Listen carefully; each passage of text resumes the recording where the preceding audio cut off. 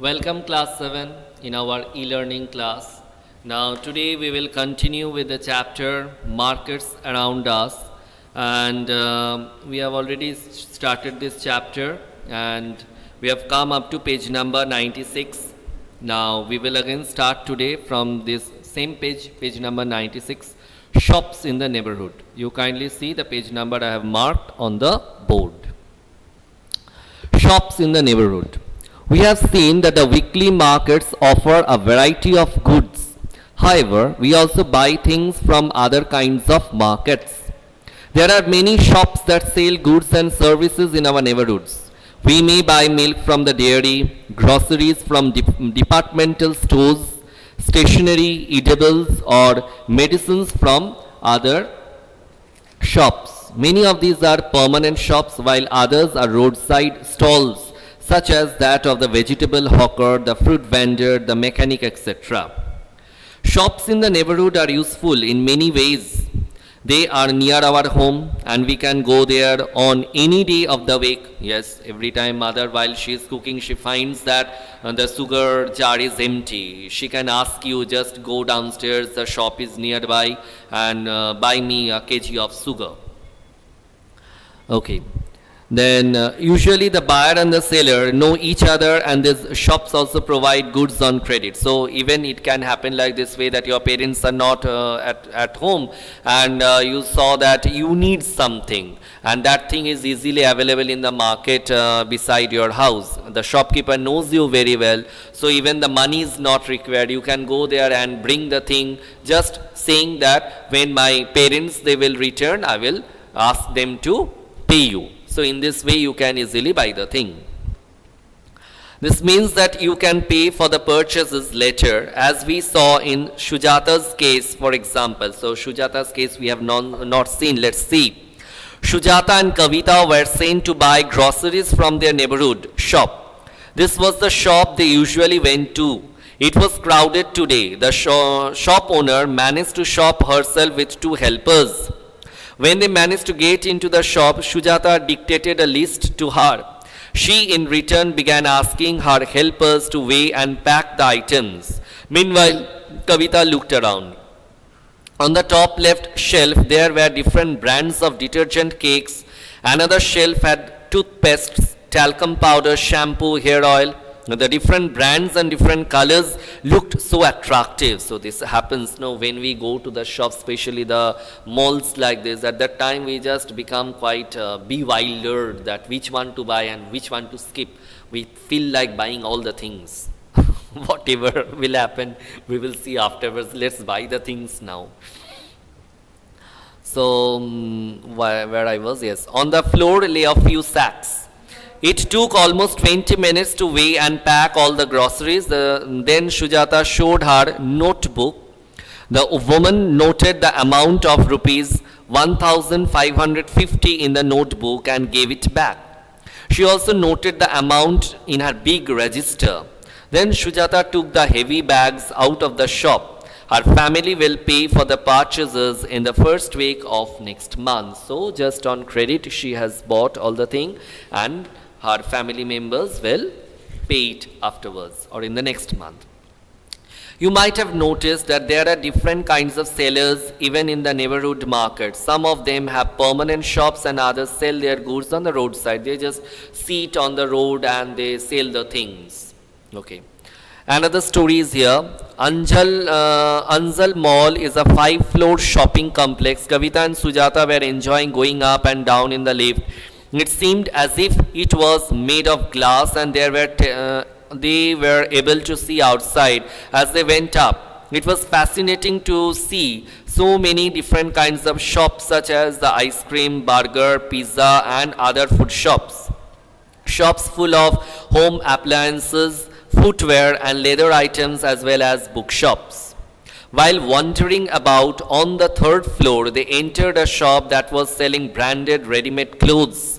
The security guard looked at them as if he wanted to stop them, but he did not say anything. They looked at some dresses and then looked at the big price tag. None of them was less than rupees 2,000, almost 5 times the weekly market price. That means you can see this happens, no, when we go to the shops like this. There we can just see the things, they are so high at cross. Definitely, because if not only the price of the that definite article is mentioned there, it includes the price of the, it includes the money which has to be given for the electricity, which has to be paid to the employees.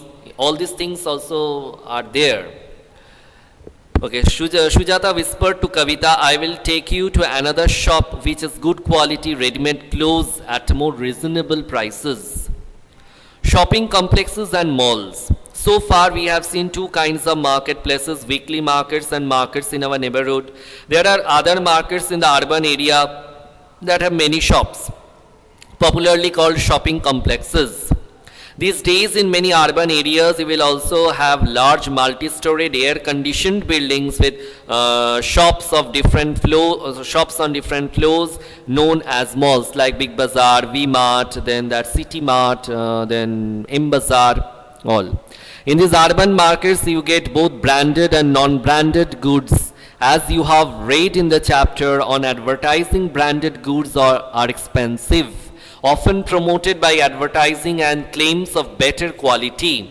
The companies producing these products sell them through shops in large urban markets and at times through special showrooms. As compared to non-branded goods, fewer people can afford to buy branded ones. If you go to Reliance, same type of things you can find that there the dress material or the things are so costly. Chain of markets. In the previous sections you have read about different markets from where we buy goods. From where do you think shop owners procure their goods? Goods are produced in factories. Underline this one, goods are produced in factories, on farms and in homes. However, we don't buy directly from the factory or from the farm. So we never go to these rice mills and ask them to give us the rice. No, it is not like that. We never go to the cotton industry and say them, give us the clothes. It's not like that. We go to the shops to buy the things. However, we don't buy directly from the factory or from the firm, nor would the producers be interested in selling small quantities such as 1 kilo of vegetables or one plastic mug. The people in between the producer and the final consumer are the traders. The wholesale trader, underline children, underline, the wholesale trader first buys goods in large quantities. For example, the vegetable wholesaler trader will not buy a few kilos of vegetables, but will buy in large lots of 25 to 100 kilos. These will then be sold to other traders. In these markets, buying and selling takes place between traders. This thing you can better understand if you go to Tetultala market of Bardhaman. There you will see that actually they are the wholesalers, they are sitting.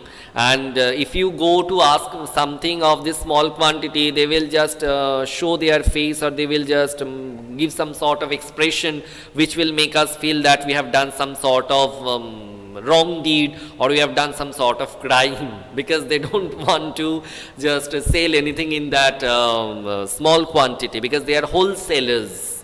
Okay.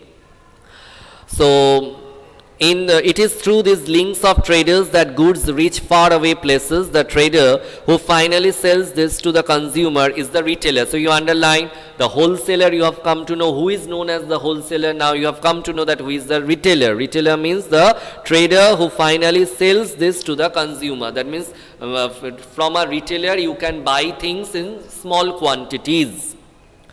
This could be a trader in a weekly market, a hawker in the neighborhood, or a shop in a shopping complex. So this retailer can be anybody like this, who sell things in small quantities. Who sells things. We can understand this with the help of the following examples. Every city has areas for wholesale markets. This is where goods first reach and are then supplied to all other traders. The roadside hawkers whom you read about earlier would have purchased a large quantity of plastic items from a wholesale trader in the town. He in turn might have bought this from another even bigger wholesale trader in the city. The city wholesaler trader would have bought a large quantity of plastic items from the factory and stored them in a godown. So you can see the chain, just follow the chain. Okay. In this way, a chain of markets is set up. When we purchase, we may not be aware of the chain of markets through which these goods travel before they reach us. Now let us read about Aftab, the wholesaler in the city. Aftab is one of the wholesale traders who purchases in bulk, that means in large quantities. His business starts around 2 o'clock in the morning when vegetables reach the market. This is the time when the vegetable market or mandi starts buzzing with activity.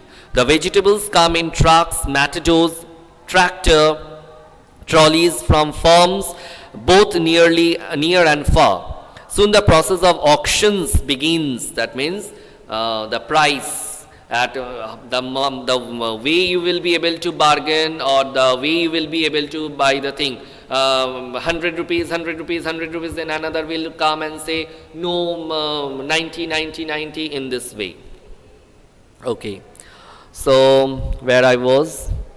After participates in this auction and decides what he will buy. Today, for example, he bought 5 quintals of cauliflower, 10 quintals of onions. Sorry. It is your homework to find out. Quintal means how much. Okay. He has a shop in the market where he stores the vegetables that he has bought. From here, he sells to hawkers and shopkeepers who start coming to the market around 6 in the morning.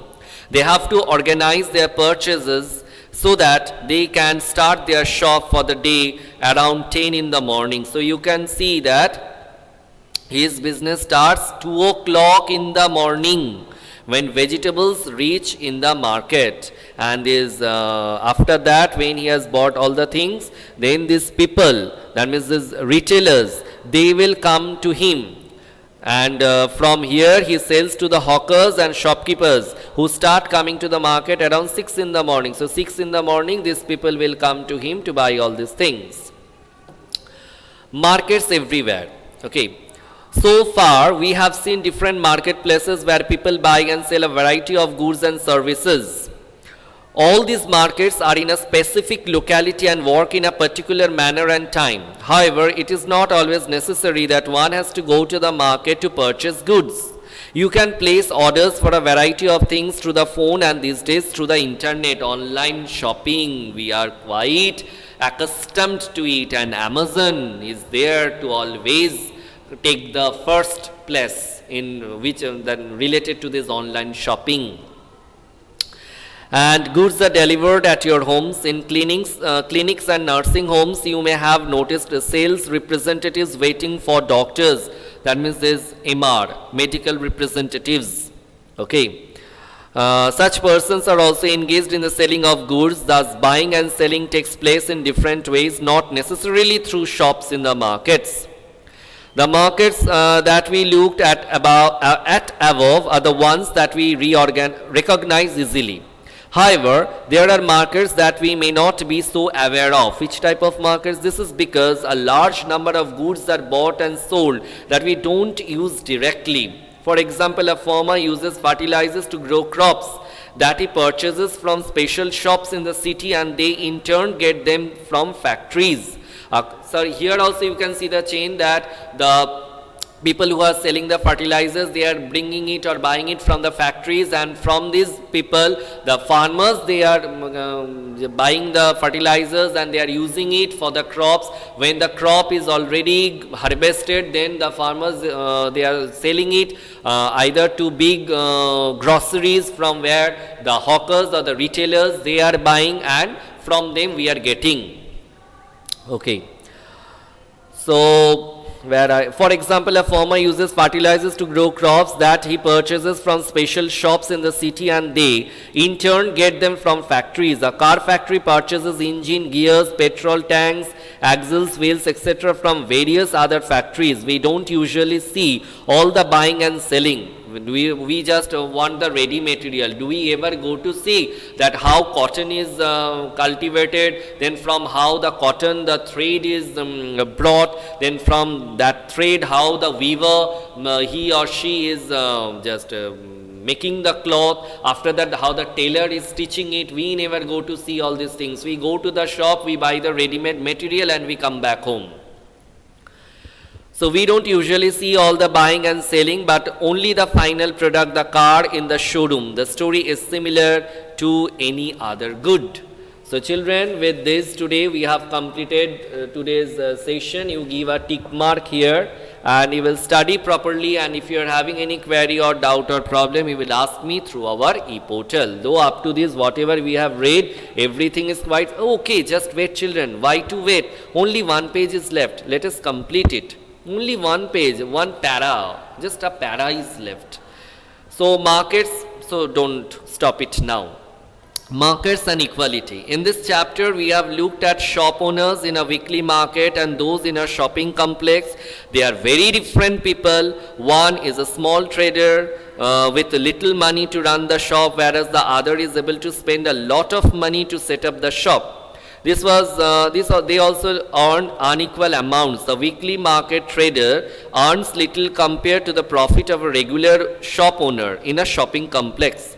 Similarly, buyers are differently placed. There are many who are not able to afford the cheapest of goods, while others are busy shopping in malls. Always you can find this difference, that rich people having enough money, they are going to different shopping complexes and they are buying things at high rates, whereas there are people who are not able to afford even the cheapest goods. Thus, whether we can be buyers or sellers in these different markets depends, among other things, on the money that we have. We have also examined the chain of markets that is formed before goods can reach us. It is through this chain that what is produced in one place reaches people everywhere. When things are sold, it encourages production and new opportunities are created for people to earn. So however do they offer equal opportunities? We will try to understand this through the story of a shirt in the next chapter.